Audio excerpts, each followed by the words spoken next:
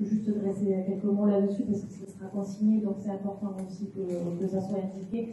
Donc le collectif depuis juillet a mené certaines actions. On a eu des ateliers de concertation au mois de juillet avec des plaidoyers sur la question des transports.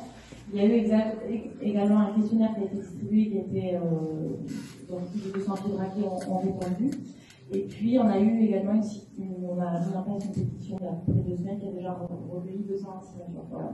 Ça c'est juste pour dresser le cadre, parce que je parle au nom du collectif, donc voilà, je voulais juste vous dire ce qu'on a fait.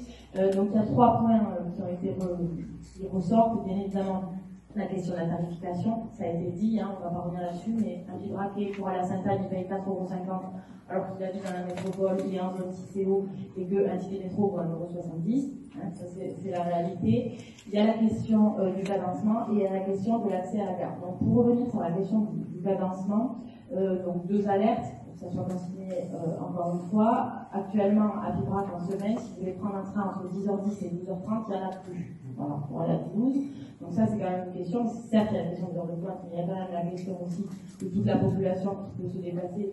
Et puis aujourd'hui, on a aussi des vies professionnelles qui font qu'on n'a pas forcément les mêmes horaires pour tout le monde.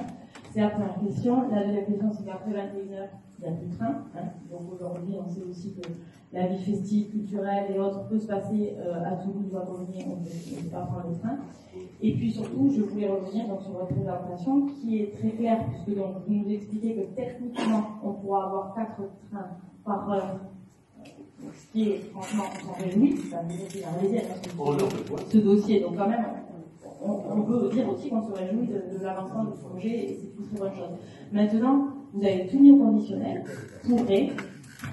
pourrait, vous avez utilisé ce conditionnel tout le temps, et vous parlez d'heure de pointe, et là, heure de pointe au singulier. Donc, qu'est-ce que ça veut dire? Est-ce que ça veut dire qu'il y a 4 trains de 7h30 à 8h30, ou est-ce que ça veut dire qu'il y a 4 trains par heure de 6h du matin à 10h? Enfin, voilà, c'est quand même pas la même chose. Donc ça, je voulais qu'on revienne là-dessus. Et la troisième question, donc, sur l'accessibilité de la gare. Donc, vous avez parlé des parkings. J'aimerais juste savoir si le terrain, la parcelle que vous avez montrée pour éventuellement créer des parkings correspond à la parcelle qui est actuellement un projet immobilier ou si c'est une autre parcelle.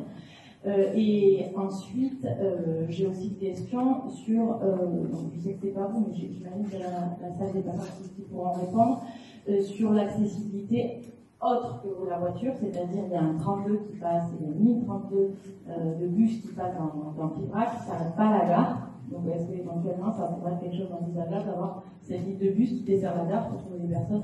Actuellement, quand vous êtes dans le sud de Pibrac, pour rejoindre à pied la gare, il vous faut 45 minutes. Voilà.